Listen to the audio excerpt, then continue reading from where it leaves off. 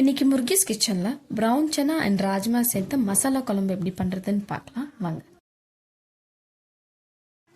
இப்போ மசாலாக்கு தேவையான பேஸ்ட் அரைச்சிக்கலாம்.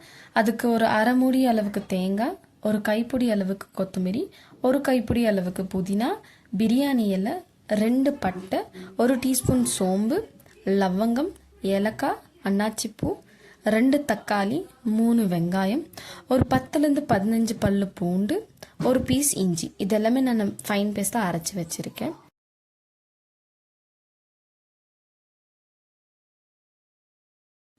இப்போ குக்கரில் எண்ணெய் காஞ்சதுமே நம்ம கட் பண்ணி வச்ச வெங்காயம் அதில் சேர்த்து பொன்னிறமாக வதக்கிக்கலாம். இப்போ அரைச்ச பேஸ்ட் அதில் போட்டு நல்லா பச்சை வாசனை போகிற வரையுமே வதக்கிக்கோங்க. எண்ணெயில் பிரிஞ்சு வரணும், அது வரையும் வதக்கிக்கோங்க. அதுக்கப்புறம் ஒரு அரை டீஸ்பூன் மஞ்சள்தூள், ஒரு 2 டீஸ்பூன் நாங்கள் ஹோம்மேட் சாம்பார் பவுடர் ஆட் பண்ணியிருக்கோம். இதெல்லாம் போட்டு ஒரு 2 மினிட்ஸ் வெந்ததுக்கப்புறம் நம்ம கட் பண்ண தக்காளி அதில் சேர்த்து நல்லா குக் பண்ணிடலாம்.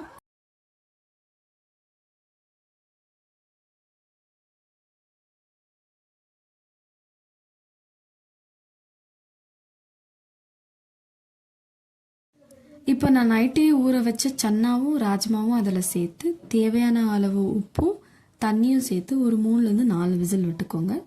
இப்போ விசில் போன உடனே கொத்தமல்லி கட் பண்ணி அதில் போட்டு சர்வ் பண்ணிங்கன்னா சுட சுட மசாலா குழம்பு ரெடி.